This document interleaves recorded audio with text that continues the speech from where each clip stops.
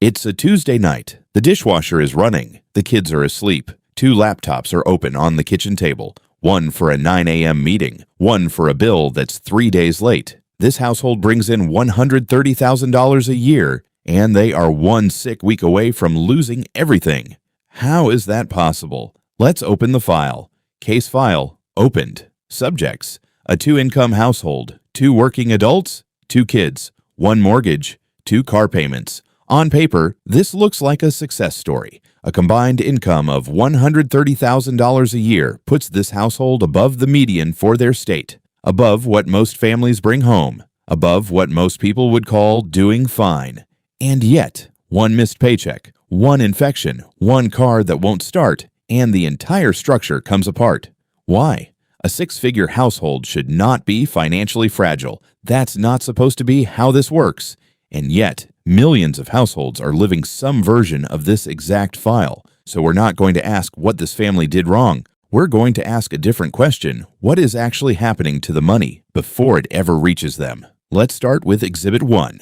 Exhibit 1. The paycheck isn't the paycheck. $130,000 is the number on the offer letter. It is not the number that reaches the bank account. Federal income tax removes a portion. State tax removes another portion. Payroll tax removes a fixed percentage before either adult sees a single dollar. By the time both paychecks land, roughly a quarter of that headline number is already gone. Not spent. Never arrived. Which means the real starting number was never $130,000. It was closer to $98,000. The headline salary was a number designed to be impressive, not a number designed to be spent. That's Exhibit 1. Exhibit 2.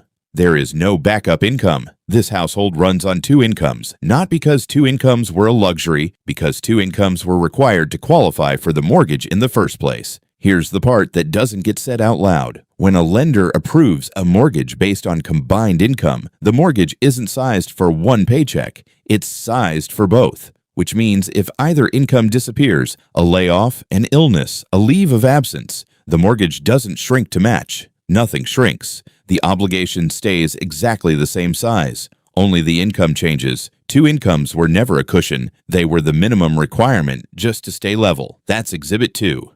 Exhibit 3. The fixed costs grew with the income. 3 years ago, this household earned less. They lived in a smaller home, drove older cars, had fewer monthly subscriptions. Then the raises came. And almost immediately, so did a bigger mortgage. Two newer car payments, a gym membership, streaming services, a slightly nicer version of almost everything.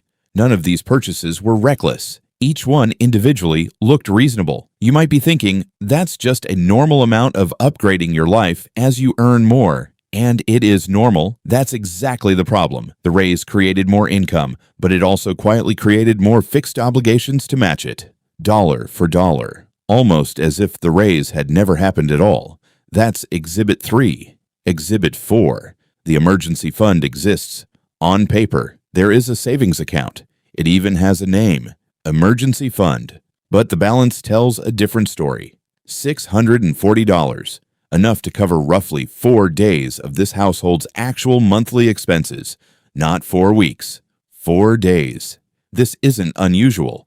According to Federal Reserve survey data, a significant share of American households, even those earning well above average, would struggle to cover an unexpected expense of a few $100s using cash on hand. The category existed. The safety net did not.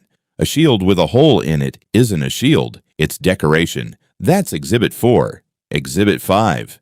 The interest is already spoken for. Between the car loans and a modest credit card balance carried from a rough month 2 years ago, this household pays several $100s every single month in interest alone. Not principal, not progress. Interest. That's money leaving the household every month that builds nothing, buys nothing, and reduces nothing. It is simply the cost of having borrowed in the past, a fixed, silent, recurring tax claimed before the family ever gets to decide what the money is for. That's Exhibit 5. 5 exhibits. 1 pattern. Let's summarize the case file. The real income was already smaller than it looked. Both incomes were already required just to qualify for what they owe. The fixed costs expanded in lockstep with every raise. The emergency fund was a label, not a buffer.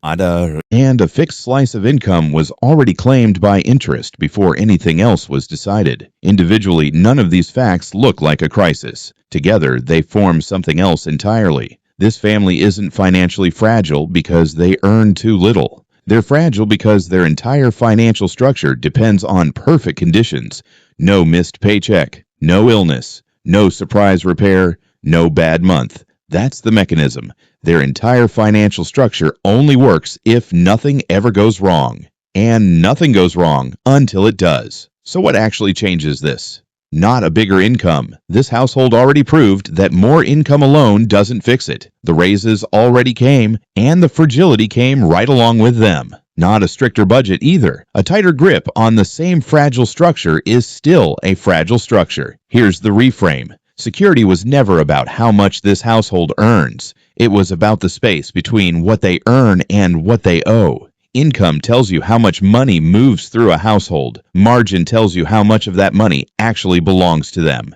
Because what a real buffer actually buys isn't comfort. It buys time. Time to fix a car without a loan. Time to miss a paycheck without missing a mortgage payment. Time to be sick without becoming insolvent. That space, that margin, is the actual asset this household is missing. Not more income, not more discipline, margin. It's a Tuesday night. The dishwasher is still running. This was never really a story about one family. According to national survey data, a large share of households across every income bracket, including six-figure earners, report they could not comfortably absorb a sudden four-figure expense, which means the real anomaly was never this family. The real anomaly is how normal this has become. $130,000 a year, still one sick week away, not because of what they earn, because of what they were never allowed to keep.